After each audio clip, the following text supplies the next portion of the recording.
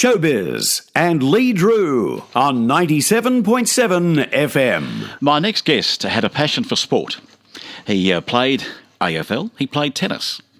And with acting credits such as Cats and West Side Story behind him and a Helpman Award, he's on the line right now to tell us about his very next gig. It's called The Last 5 Years at 45 Downstairs. I'm talking about Josh Piterman, and he's online now. Welcome in, Josh. Nice to have you with us today.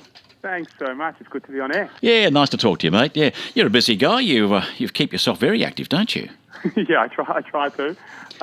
It's just what I love to do, and so I continue doing it as best I can. If it keeps me employed as often as it does, then obviously I'm doing something right, which is good. Josh, it's quite a change of direction from a sporting field into the acting field and the arts. How did that come about?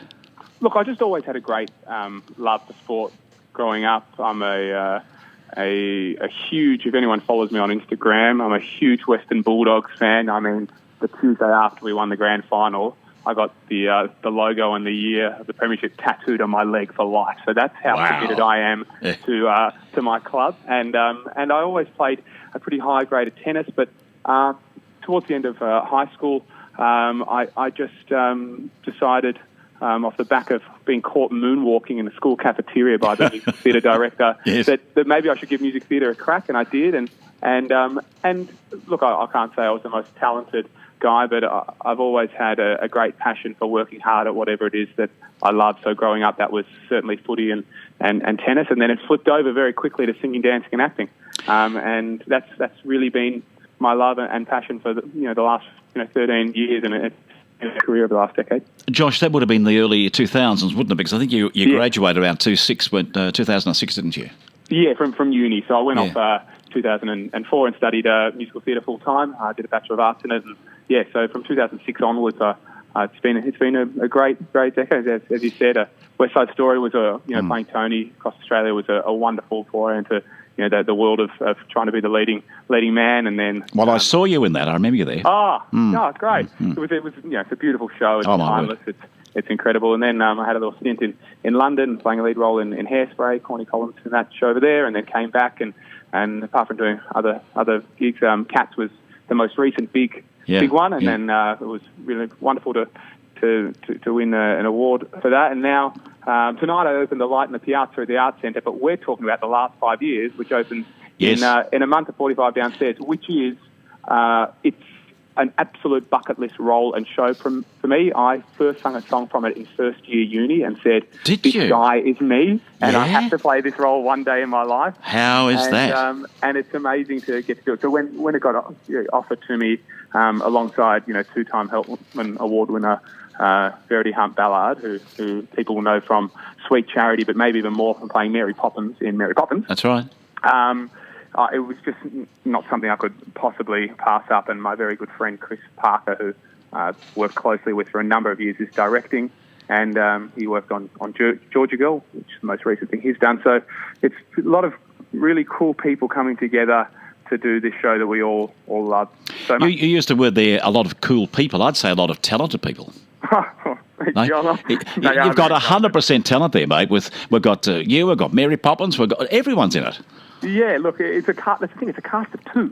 Yes, I know. Yeah, it's a really unique piece. For people who don't know the piece, it's the last 5 years of a couple's relationship. So Jamie is an aspiring novelist and doing quite well as a writer, and Kathy is battling away as a music theatre performer. And the interesting thing about this piece that we probably have never seen in a musical before is what's going to happen. She tells the story in reverse, and he tells the story chronologically. So the only time they meet is at the wedding. So you know exactly what's going to happen from her first song. It's destined not to go well, but you can't help but get sucked into it because you want to know why and you want to know how, and it's the intricacies of their relationship. So it's not your typical musical.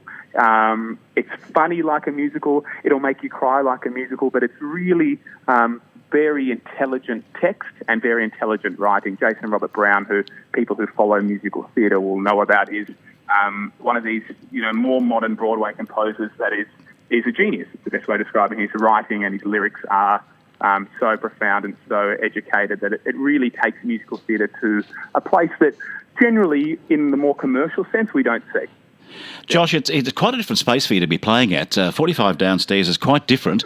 Yeah, it's really cool. To what you've had on the big stage. Yeah. And same for Verity. I've never performed at 45 downstairs, but it has such a great reputation for independent theatre. Yes, it does. And really, for a show like this, when you're so intricately and intimately involved in these two people's lives, you really don't want to see it on a giant proscenium arch at the Regent or the Princess.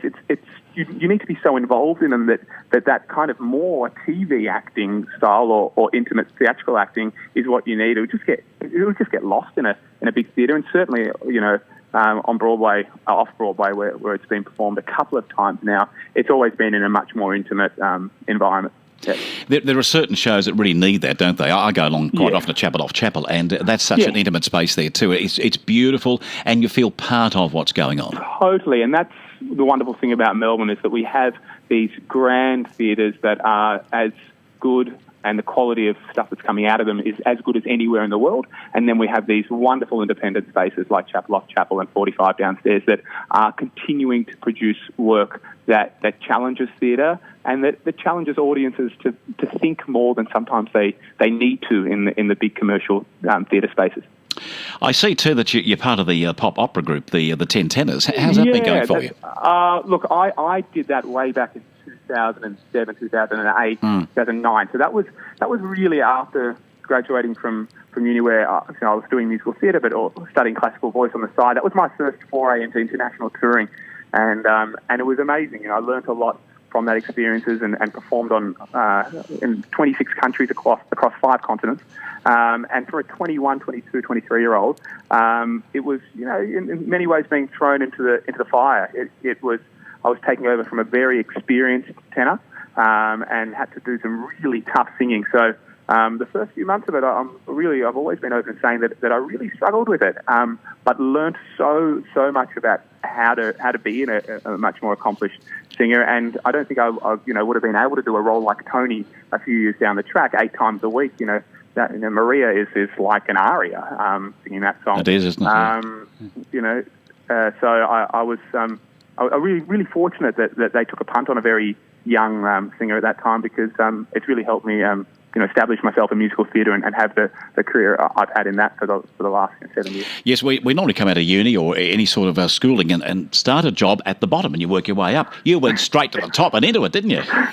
Well, look, honestly, it was lucky. And I'm always a guy that just puts it out there, really. So I remember just emailing them on a whim. And it's actually very funny that I bring up Maria. I just did a recording, like a demo recording of it in a little studio, a mate's studio, when I was 21. And I just sent it. There was just something on their website that said, if you think you've got what it takes to be a part of the 10 Tenors, send us an email with a demo. And so I did. And literally within a few hours, I had a contact back saying, when are you available? And it just happened. It was just amazing timing. So, in this industry, you work really, really hard, but there are lucky breaks if you're prepared to put yourself out there. Well, you're doing all of that. There was no email. I wouldn't have done it. So I was very, very lucky. There you are. That's it. Well, you're doing all of those things. You are working very, very hard, and you're down at 45 downstairs. That's 45 Flinders Lane. It's starting the 25th of November, a couple of weeks away, until the 11th of December. Yeah. And at 7:30, there's the 10th is 4 o'clock in the afternoon there's some matinees as well. Yeah, I noticed that. Afternoon. Yeah. It's an incredible piece. Like, honestly, the story and the music is something that if you don't know the piece, you will experience something in musical theatre that you have certainly never experienced. And I can't wait to do this. As I said, it's something I've wanted to do for 12 years, and I can't wait to Melbourne to see it. Well, Josh, it was there for you to do. You've got the part, and we can't wait to hear you, mate. Congratulations to you. Thank you. And we'll look forward to seeing you on stage, pal. You take care. Thanks for your time. Thanks for your time. Okay, bye-bye to you. Bye. There he is, the man who's going to be starring in that, the latest for him, Josh Piterman. And go on along and see it, 45 downstairs.